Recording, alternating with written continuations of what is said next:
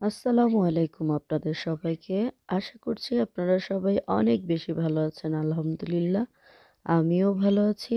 আজকে হচ্ছে এমন একটা পানীয় তৈরি করব যেটা আপনার হজমের জন্য খুবই উপকারী।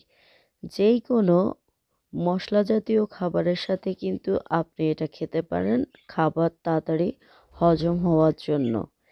এটার নাম হয়তো আমরা অনেকেই বোরহানি বলে থাকি। তো এইখানে আমি পুদিনা পাতা নিয়ে নিয়েছি। প্রথমে পুদিনা পাতা, ধনেপাতা আজকে আমি একটু ডিফারেন্টভাবে এটা তৈরি করার চেষ্টা করব। আমি হচ্ছে এখানে বিলাতি ধনেপাতা অ্যাড করব, ঘ্রাণটা আরও বেশি সুন্দর আসার জন্য, আরও ভালো আসার জন্য। তো এমনিতেই ধনেপাতা ইউজের সাথে সাথে আমি এর সাথে দিয়ে দিব বিলাতি ধনেপাতা। যেহেতু এখানে বিলাতি ধনেপাতা পাওয়া যায়, সমস্যা কি? আমাদের বাংলাদেশে তো আমরা আগে 12 মাস বিলাতি ধনেপাতা খেতাম। পাশাপাশি হচ্ছে শীতকালীন আমরা এই ধনেপাতাটা পেতাম। যাই হোক, প্রথমে আমি কিছু পরিমাণ পানির সাথে কিছু দই অ্যাড করে নিয়েছি। এটা হচ্ছে টক দই। তারপর আমি পুদিনা পাতাগুলি দিয়ে দিব। এতে করে হবে কি, একটা কষ্টে ভাব যেই পুদিনা পাতার সেটা আর থাকবে না। এটা অনেক সুন্দর ব্লেন্ড করা যাবে, কারণ এটা টক। টক দই যেহেতু, তো আমার যেহেতু ব্লেন্ডারটা এত বেশি ভালো, আমি একটু স্প্রিড দিলেই একদম পাতা পুরা ব্লেন্ড হয়ে যাচ্ছে। যেহেতু এই ব্লেন্ডারটা জুস মিক্সার, আবার হচ্ছে জগে আপনি যে কোনো লিকুইড তৈরি করতে পারেন, তো চেঞ্জ করতে একটু সমস্যা হয়। আমার ভালো লাগে না বারবার এটা সেটা করো। আর জুস মিক্সচারটা ইউজ করলে তো এটা ক্লিন করতে অনেক বেশি কষ্ট লাগে, আর না ক্লিন করেও উপায় থাকে না।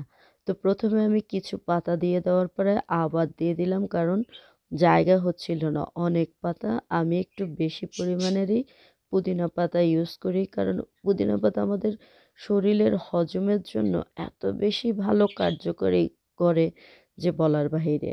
এখন হচ্ছে এটাকে আমি ছেঁকে নিব। মোহাম্মদ এদিক দিয়ে সে ভিডিওতে আসবে, কিভাবে আসবে সেজন্য এদিক দিয়ে একটু উঁকি মেরে দেখছিল। আর সে তো অনেক বেশি খুশি আমি আজকে এই পানীয়টা বানাচ্ছি। আসলে প্রত্যেকটা খাবার ছোটবেলা থেকে মোহাম্মদকে টেস্ট করি, ইউজড করে আনার চেষ্টা করেছি। আলহামদুলিল্লাহ, সে আমাদের মতো খাবার খেতে পছন্দ করে। আমরা যা খাই তাই। তাকে ছোটবেলায় আমি করলার জুসটাও কিন্তু ট্রাই করিয়েছি। তখন সে খুব ইয়াম্মি করে খেত, কারণ দেখতো মাম্মি পাপা খাচ্ছে। আর এখন দিলে বলে যে ইয়া কি, এটা খুব তিতে। তারপর আমি দিয়ে দিচ্ছি এখানে 2 ধরনের ধনেপাতা কুচি করে নিয়েছি ব্লেন্ডারের সুবিধার্থে।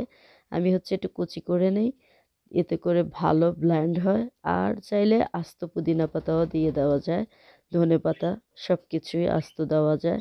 আর এইখানে আমি প্রায় 10টার মতো লেবুর রস নিয়েছি, সেটাইও দেখালো। তো পুদিনা পাতাগুলি দেওয়ার পরে আমি ভালো করে চিপে ছেঁকে নিচ্ছি, যাতে করে রসটা একদম ভালো করে বের হয়ে যায়। যতটা সম্ভব ছেঁকে নেওয়া যায়। চাইলে আপনি এই পুদিনা পাতাটাও রেখে দিতে পারেন, তবে খাওয়ার সময় একটু সোসা সোসা ভাব লাগে। এজন্য হচ্ছে আমি পুরাটাকে ছেঁকে নিচ্ছি সুন্দর করে। বোরহানি সাধারণত মানুষ খায় হচ্ছে পোলাও রোস্টের সাথে। কিন্তু আপনি আপনার হজমের জন্য, পেটের ডাইজেস্ট ভালো রাখার জন্য কিন্তু আপনি সবসময় ভাতের সাথেও খেতে পারেন, যেই কোনো খাবারের সাথে, শুধু মিষ্টি জাতীয় খাবারের সাথে না। নর্মালি আমরা যদি ভাজা পোড়াও খাই তার সাথেও খেতে পারেন।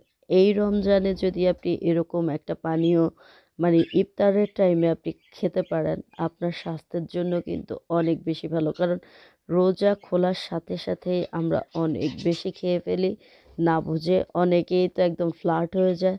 তো এরকম এক গ্লাস যদি খেতে পারে খুব দ্রুত হজম হবে, কারণ এর মধ্যে রয়েছে টক দই, পুদিনা পাতা, ধনে পাতা, তারপর হচ্ছে লেবুর রস, তারপর বিট লবণ সব কিছু। তো এইখানে আমি ইজিভাবে তৈরি করার জন্য বোরহানির রাঁধুনির মশলাটা নিয়ে নিয়েছি। আপনারা চাইলে বাসায় ধনিয়া, আস্ত ধনিয়াকে ভেজে গুঁড়ো করে, তারপর হচ্ছে জিরা পরিমাণ মতো ভেজে গুঁড়ো করে, একটু বিট লবণ, এ আর হচ্ছে একটু সামান্য পরিমাণের কাঁচামরিচ ফাঁকি করে দিতে পারেন। আমি যেহেতু ঝাল খাবো না তাই কাঁচামরিচটা অ্যাভয়েড করেছি। কারণ কাঁচামরিচটা দিলে হবে কি রোজার মধ্যে অনেক বেশি পেট জ্বালা-পোড়া করতে পারে। তো এইটা না দেওয়ার চেষ্টা করবেন। ছোটবেলা থেকেই বোরহানি আমার অনেক বেশি ফেভারিট ছিল। আগে যেহেতু জানতাম না কিভাবে বানাতে হয়, কিন্তু সংসার জীবনে এসে সেটাও শিখে নিয়েছি। তা আমি আপনাদেরকে দেখাচ্ছিলাম যে আমি ২ কেজি দই নিয়েছি। আমি ভেবেছিলাম যে আজকে অনেকগুলো বানিয়ে আমি ডিপ ফ্রিজ এবং নরমালে সংরক্ষণ করে রাখবো। কিন্তু ২ কেজিতে দেখা গেছে কি আমার ৩ কেজি বানানো গিয়েছে। মানে ৩ লিটারের বেশি আমি বানাতে পারিনি। তো এর সাথে আমি এই যে হাফ বোতল পানি ইউজ করেছি আর হচ্ছে এখান থেকে একটু পানি ইউজ করেছি। লেবুর রসটা আমি আস্তে আস্তে সবটুকুই দিয়ে দেব। তবে পরিমাণ বুঝে বুঝে দিতে হবে। আমার জগ এত বেশি ফুল হয়ে গিয়েছিল যে জগ থেকে পড়ে যাচ্ছিল। তো আমি জানি যে এরকম একটা কিছু হতে পারে, এজন্য আগেই রুমাল এনে রেখেছি যেন সাথে সাথে আমি ক্লিন করে ফেলতে পারি।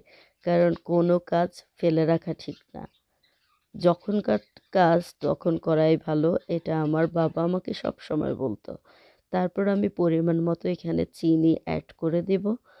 যেহেতু লেবু, তারপর হচ্ছে টক দই, তো একটু চিনি দিলে টেস্টটা ভালো আসবে।